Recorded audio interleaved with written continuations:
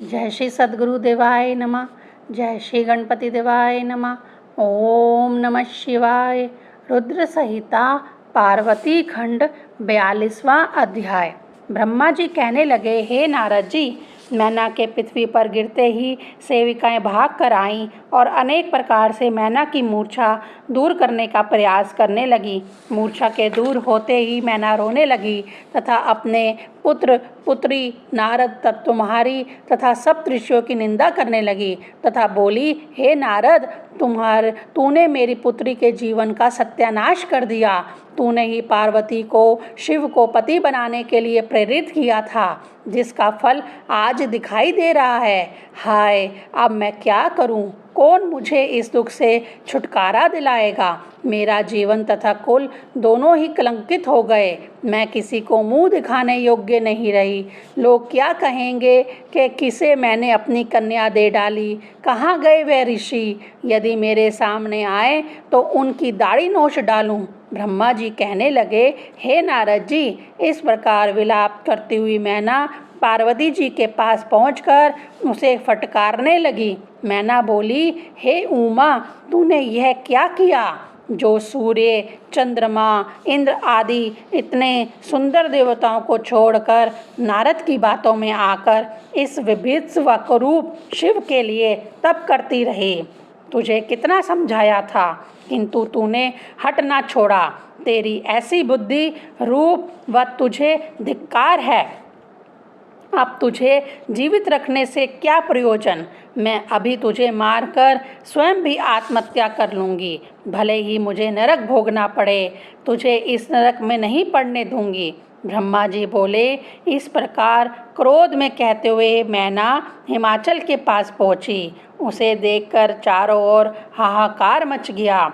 सब देवता वहाँ एकत्रित हो गए। मैं ब्रह्मा भी शोर सुनकर वहाँ पहुँच गया और तुम भी आ गए। मुझे देखकर तुमने मैना से कहा, हे मैना देवी, अभी तुमने शिव स्वरूप देखा ही कहाँ है? शिव जी का जो रूप तुमने देखा है वह उनकी लीला का अंश मात्र है, उनकी लीला है। हे देवी, क्रोध त्याग कर स्वस्थ होने का यत्न करो। बारात के स्वागत तथा विवाह का प्रबंध करो। नारद जी के वचन सुनकर मैना आपे से बाहर हो गई और बोली, हे दुष्ट नारद, मेरे सामने से दूर हो जा। अभी यहाँ से चला जा। मैं तेरा मुख भी नहीं देखना चाहती। मैना के ये वचन सुनकर इंद्रादि देवता मैना को समझाने लगे। वह देवता बोले, हे मैना देवी, तुम नहीं जानती, यह शिवजी तो सारे जगत के स्वामी हैं। यह तो तुम्हारी कन्या का सौभाग्य है कि उन्होंने उसके तप से प्रसन्न होकर उसका पति बनने का वर दे दिया है। देवताओं के ऐसे वचन सुनकर मैना उन्हें भी फटकारने लगी तथा अपनी जिद पर अड़ी रहीं कि वह शिवजी को अपनी कन्या ना देंगे। तभी सप्तऋषि वहाँ आकर मैना को समझाने लगे। सप्तऋषि कहने लगे, हे पितरेश्वरों की पुत्री मैना जी, इतनी समझदार होकर भी क्यों तुम अज्ञान मार्ग को अपना रही हो? तुम्हें तो अपने भाग्य की सराहना चाहिए। जो जगत के स्वामी भगवान सदाशिव ही तुम्हें जमाता के रूप में प्राप्त हो रहे हैं तथा भिक्षुक के रूप में तुम्हारे द्वार पर उपस्थित हुए हैं। चैतन्य व स्वस्थ होकर उनका स्वागत व दर्शन करो। तुम्हें बिना परिश्रम के परम तत्व की प्राप्ति हो रही है। तब और भी अधिक क्रोधित होकर मैना कहने लगी, तुम सब यहाँ से चले जाओ, मेरे सामने से दूर हो जाओ। मैं पार्वती का विवाह शिव से किसी शर्त पर नहीं करूँगी। तब तक हिमाचल भी वहाँ पहुँच गए।